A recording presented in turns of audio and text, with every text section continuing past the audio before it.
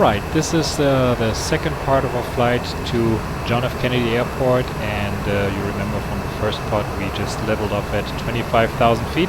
Now I fast forwarded a bit to the New York area. As I said before, the cruise flight is a little more relaxing, but we still have a little whiles to go before we start the descent, and let's take the opportunity to look at some more stuff. Here I see a beautiful airplane just cruising somewhere east of Norfolk, Virginia, and we're inbound to the SIE VOR. If you have gotten your approach plates ready, the Cameron for arrival is what we'll do into John F. Kennedy, and it starts at the SIE VOR. Let's jump back inside, and you can see I have set the SIE. Where's my view? Here we go.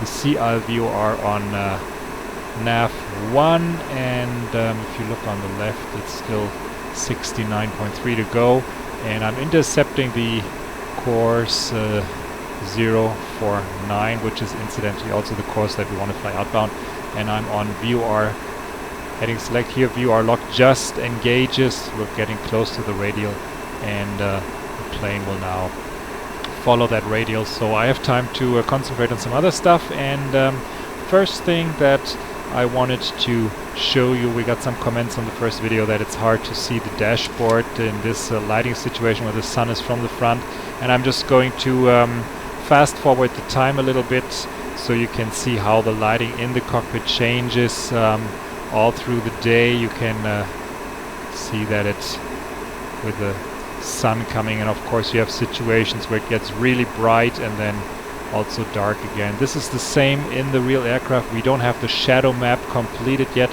so it's like the sun is shining into the passenger cabin in the evening.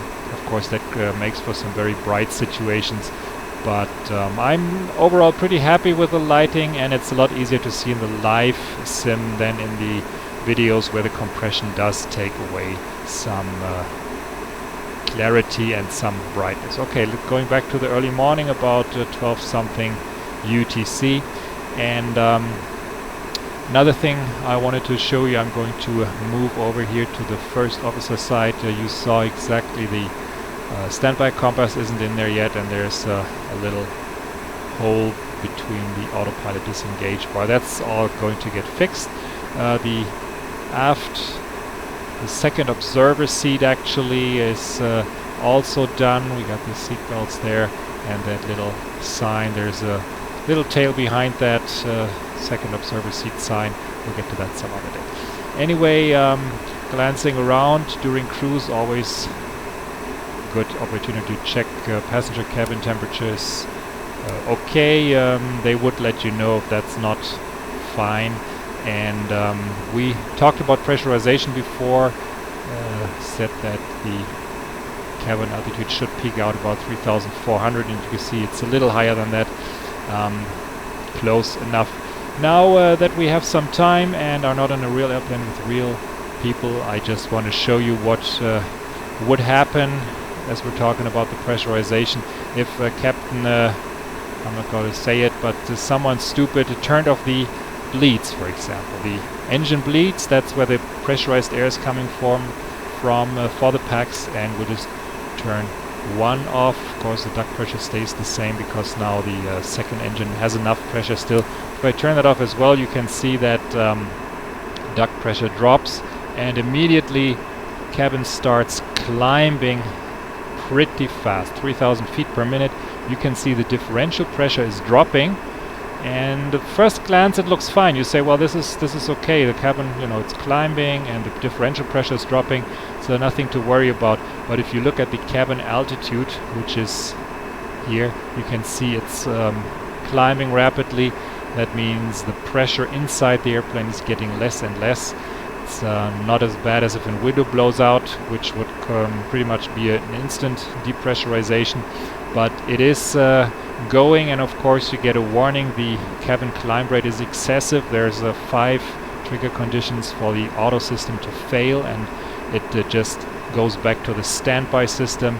The standby system which is the fallback system in this case, tries to get a cabin altitude of 4,000 feet. It drove the outflow valve completely closed, trying to seal the airplane, but that was not enough. Of course, there's no air coming in and there's lots of leaks, so the air keeps rushing out. You can see the cabin is still climbing, and of course the climb rate gets a little slower as the differential pressure drops, just like air coming out of a balloon is not going to rush out as fast towards the end as it did in the beginning when you first opened the hole.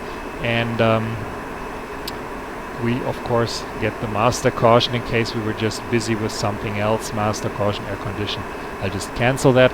And time to show you the recall function. If I cancel something but it's still happening and I push the panel, then you get that warning again. That's what we call the recall function. Okay, still, if you were looking outside the window, you would probably not notice anything, but Boeing thought of everything. As we get over 10,000 feet, you will get a warning. It's not the masts dropping, that's at 14,000 feet. But here you go, it's a cabin altitude warning. This is enough to wake you up. I push the cutout and look up, and I'm like, oh my god, who turned off the bleeds? We turn them back on, and you see immediately the cabin starts pressurizing again. And since we're on standby system and the standby rate is at this index mark, it pressurizes with about 500 feet per minute. You can increase that. We say T is for 1,000, and even further. Of course, it's not comfortable for the ears at all. If I would go to manual mode, I could drive the outflow valve directly. If I could close that, or would close that all the way, then the cabin climb rate would be very negative, and that would really hurt your ears. It's just like diving in a pool without doing the decompression maneuver. Anyway, we want to go back to the auto system because I don't want to continue the flight on the standby system. And what you do is you just go to standby once and then go back to auto, and automatic pressurization resumes. Everything should be fine again. You can see the differential pressure is good. Okay, quick glance back at the distance, 24 miles. Time for another quick thing before we start worrying about the approach. I'll also get some bug reports about the fuel pumps, of course. Let's see what happens. Oops, over here they are. Turn them off. No fuel pressure. Of course, what do the engines do? Nothing. They keep running, and that's what the real ones would do as well. Boeing says thrust deterioration or flame out may occur at high altitudes, high power settings, and but there are some special fuel lines that allow the engine to keep feeding on suction feeding. You do want to supply positive pressure to the engines at all times, so you would never do that, but if you did, most likely nothing would happen. We turn that back on, and for example, if I open the crossfeed, it takes a second for the valve to drive, it goes dim blue, now it's open. Now fuel from the right fuel tank would supply both engines, and you would get a fuel imbalance fairly quick, and that's also the way to remedy a fuel imbalance.